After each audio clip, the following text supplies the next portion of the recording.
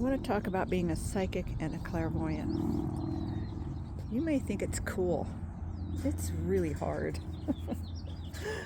First of all, socially, you go somewhere and you're talking to somebody and they're telling you about their wonderful marriage. Come on, Odin.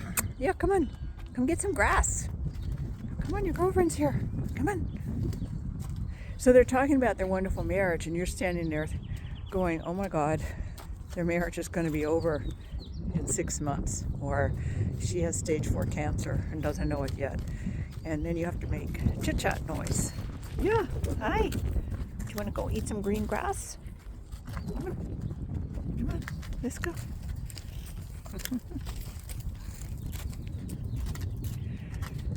Because it's completely inappropriate to say something, socially, you haven't been asked. I learned this. God, I made a huge mistake. I had a friend. She knew I did, my weird stuff, which isn't really weird, but to normal people it is. That's why I say it like that. And she'd gotten in a new relationship and she was in the honeymoon phase. And she said, how long is this going to last? Like, woo, forever. And without thinking, I said, 8 years. Thinking, that's a good run. She was floored. And it was terrible on my part because she was in a new relationship and, she wanted to hear forever. So she put some space between us. She disappeared for a while, a long time, basically for years. We kept a little bit of contact, but not much. And then 8 years later, she called me and said, I want you to know we're breaking up, just like you said, and it's great. I mean, we needed to, it's done, and she's going in another direction. And I was, very happy that she called me. That was a blessing. A lot of times, something like that, I wouldn't get any kind of confirmation. But it doesn't take away from the fact that what I did was completely inappropriate. And I've since almost always learned to do that. Every once in a while, like in a formal reading, I still have to watch what I say. No matter what someone tells me, I can handle the truth, I can handle the future. Yeah, I don't think so. Now I've learned to check in with energy and my own take on it rather than just taking someone's word for it.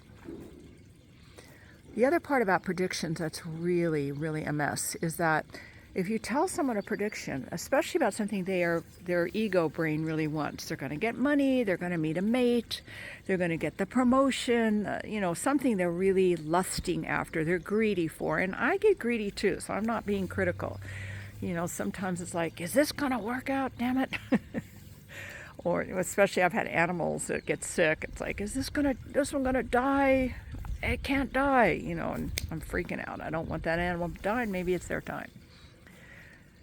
So when people hear a prediction about something they really, really care about, it alters their behavior, and that alters what's going to happen.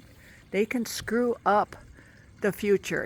If it's a big thing that's really meant to be, it will come and get them anyway, but it will come in differently. The lesson will come in differently. And when I tell people this and say, you have to have a lot of detachment to hear some of these things. No, I'm fine, I'm good. No, they're not. They're just not. And my own teacher does this to me too, by the way, pisses me off. He's Asian, Chinese. And there's some things that can be hinted. And the hint is more about the work I need to continue to do in order to have the thing that's roll in the best possible way. And if I don't do the work to figure out the hint, I'm going to ruin it with my little human, ego-driven 4-year-old brain. So this is a problem also for me when I'm doing readings with people is I have to stay really checked in. And I have kind of a motor mouth sometimes where I just want to be transparent and say things. And it's a huge responsibility to kind of judge where people are at and what should be said, what shouldn't be said, where the person needs to continue to do the work, what can the person really handle. And this is all guidance. This is not my psychology brain, my PhD brain, or anything like this deciding this.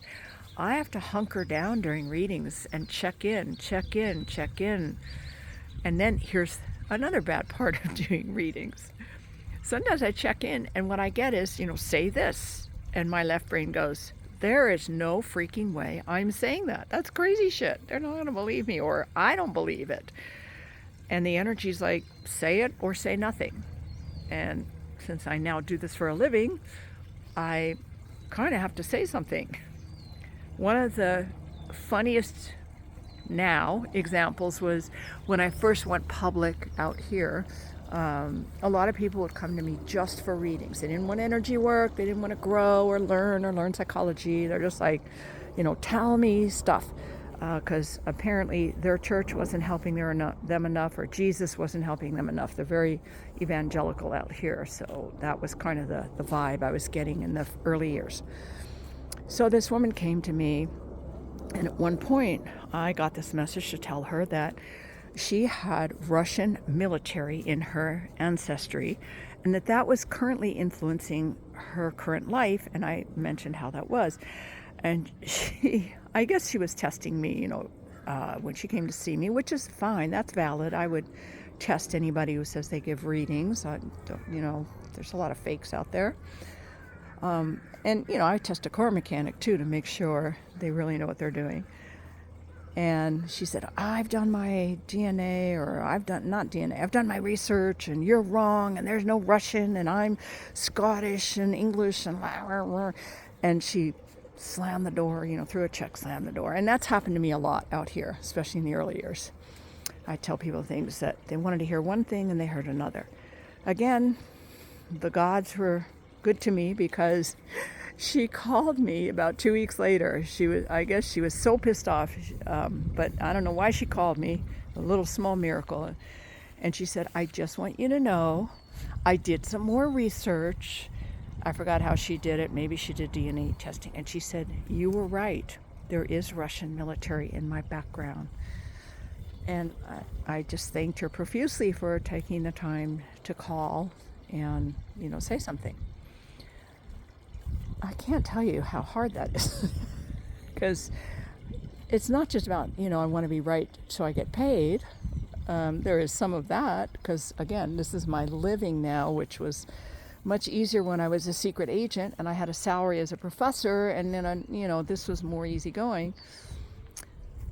But I truly don't want to be a jackass when I'm helping people, and I don't want to give wrong information or information that doesn't help. So, when someone goes, you're wrong, and slams the door, I faint a little. Even now, I've been doing readings for 40 years, I think. You would think I would be more secure. But, well, let's put it this way. I am more secure. Hi, boy. But I'm still insecure. But I'm better. What do they say in 12-step? We seek progress, not perfection. Here's my boy, my gorgeous stud. And by the way, he loves his girl. She came because my other older mare died, and Odin got to pick out who he wanted to live with. And the moment he met her, it was love. And he's gelded, but he treats her like she's a piece. He mounts her a little bit, he bites her, he gets a hard on, he nibbles at her, he flirts with her, and he makes her feel like a princess. What a generous personality he has. I love this boy. I love them both. He's about 21, I think. She's 25, losing her teeth. She doesn't have a lot of teeth left. I hope I have helped to debunk a little bit the fantasy you might be having of what it's like to be a psychic or a clairvoyant and do this kind of new agey stuff for a living, and let you know that you really need to have your own spiritual practice, and that's what holds us together, keeps you grounded, keeps you expanded, keeps you honest too. Hope this helps, and no matter how hard life is, take a moment like this with your dog, your cat, your kid. your honey, yourself with the Creator. Take a moment. These are the things that really matter.